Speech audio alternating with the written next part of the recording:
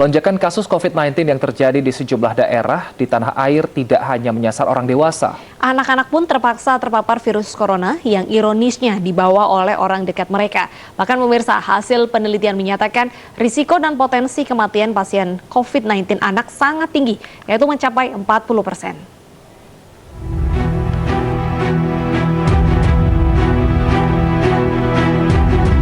Kasus lonjakan COVID-19 yang terjadi di sejumlah daerah di Indonesia kian mengkhawatirkan.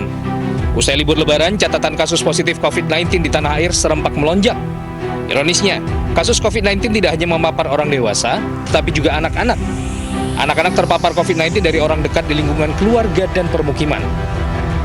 Kondisi ini jelas memprihatinkan. Terlebih penelitian dari tim dokter FKUI dan RSCM membuktikan 40% pasien anak yang terkonfirmasi positif COVID-19 di RSUPN Cipto Mangunkusumo meninggal dunia. Selain faktor komorbid, tingginya angka kematian pasien anak ini disebabkan keterlambatan kedatangan pasien kronis ke rumah sakit dan lonjakan kasus secara tiba-tiba. Umumnya pasien anak yang datang ke rumah sakit sudah dalam fase gejala berat dan disertai komorbid. Karenanya, penting bagi orang tua untuk tidak menyepelekan gejala sekecil apapun yang diderita buah hati di masa pandemi. Terlebih umumnya gejala COVID-19 pada anak jarang tampak dan sulit dikenali. Selain itu, daya tahan yang belum sebaik orang dewasa menjadikan anak-anak sangat rentan terpapar COVID-19. Terlebih saat pemerintah mencanangkan sekolah tatap muka di bulan Juli mendatang. Hal ini tentu harus dicermati untuk mengantisipasi paparan COVID-19 bagi anak-anak. Tim Liputan iNews melaporkan.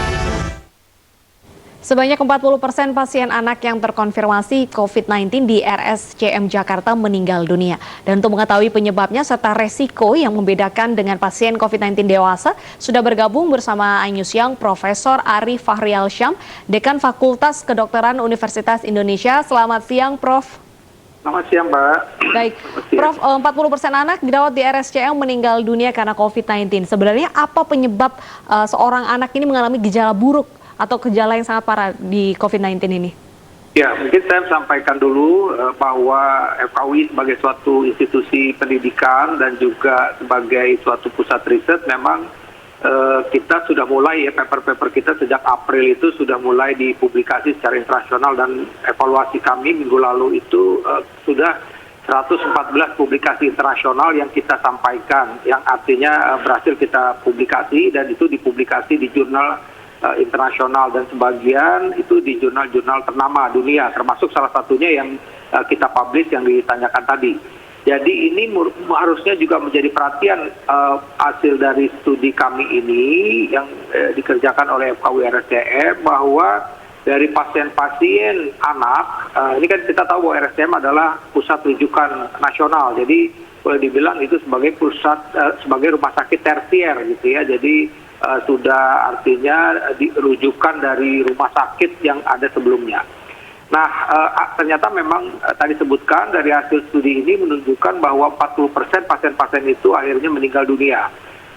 Kenapa bisa demikian? Setelah kita lihat ternyata bahwa memang pasien-pasien ini datang sudah dalam kondisi yang berat, ya. Sebagian besar datang dengan kondisi yang berat.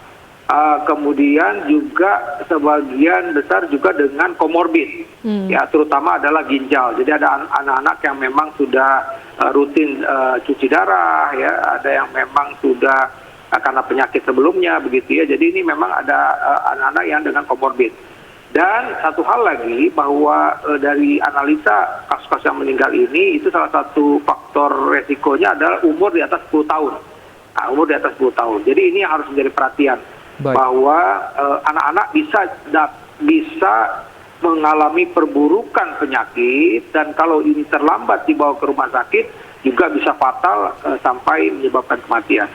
Baik, apakah edukasi memang kepada orang tua ini masih kurang, Prof? Sehingga mungkin orang tua sendiri untuk mengetes anaknya positif atau negatif ini merasa takut sehingga akhirnya terlambat menanganinya. Ya betul, jadi saya rasa Ikatan Dokter Anak Indonesia juga sudah mengingatkan ya beberapa waktu yang lalu, sejak pertengahan tahun lalu sudah mengingatkan karena memang baik dari orang tua, kemudian juga perhatian pemerintah dalam tanda petik ya misalnya untuk kasus-kasus anak ini memang tidak seperti kasus dewasa begitu. karena dianggap memang ini mungkin anak-anak resikonya rendah segala macam. Tapi dari studi ini kita mesti semua artinya semua harus benar-benar memberikan perhatian berikutnya ini kepada anak-anak dan kepada anak-anak, karena memang tadi ternyata bahwa memang ketika dia ada komorbid resikonya itu sama dengan orang dewasa yang mempunyai komorbid. Dan oleh karena itu kita harus ingatkan memang orang tua juga mesti tadi tuh kadang-kadang kalau kita jalan-jalan ke mall itu kita lihat anak-anak nggak diperhatikan dia menggunakan masker dengan baik atau tidak. Apalagi dengan kasus terjadi peningkatan kasus-kasus seperti saat ini, kita sebagai orang tua harus benar-benar memberikan perhatian kepada anak-anak kita.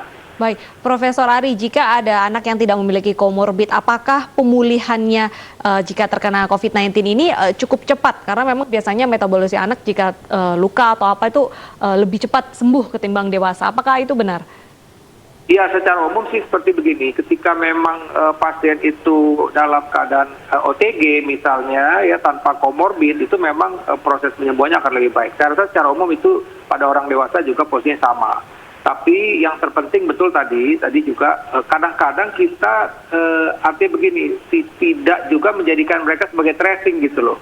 Jadi sekarang ini juga saya baru dapat juga informasi ada satu anak juga umur 1 tahun positif juga. Jadi sekarang tetap ketika orang tuanya kena, ya kemudian semua siapapun yang kontak dengan orang tua ini harus dilakukan tracing, walaupun juga anak-anak. Cuman memang kadang-kadang terus terang saja kan, siapa sih yang tega anak umur 2 tahun harus dimasukkan pemeriksaan segala macam. Tapi kita bukan bicara masalah tega atau tidak tega. Kita bicara soal lebih cepat diketahui itu akan lebih baik begitu. Atau sebaliknya, kalau kita anggap anak-anak kita ini tidak tertular, mereka bisa jadi OTG dan juga bisa menyebarkan kepada orang baik anak-anak sekitarnya atau mungkin juga orang dewasa yang berdekatan dengan anak tersebut. Jadi prinsipnya sama, kita tidak mestinya dari studi ini kita tidak memperlakukan lagi perbedaan, baik itu anak maupun orang dewasa. Ketika ini proses tracing kita harus periksa, pastikan yang bersangkutan positif atau tidak.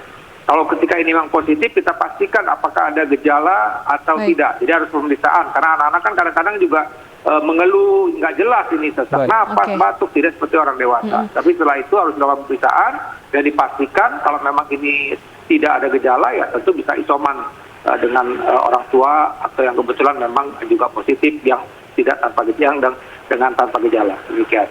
Baik, Prof, tadi katanya mungkin orang tua tidak tega melihat anaknya mungkin dilakukan swab test karena lewat hidung dan juga mulut yang mungkin bagi orang dewasa saja menyakitkan.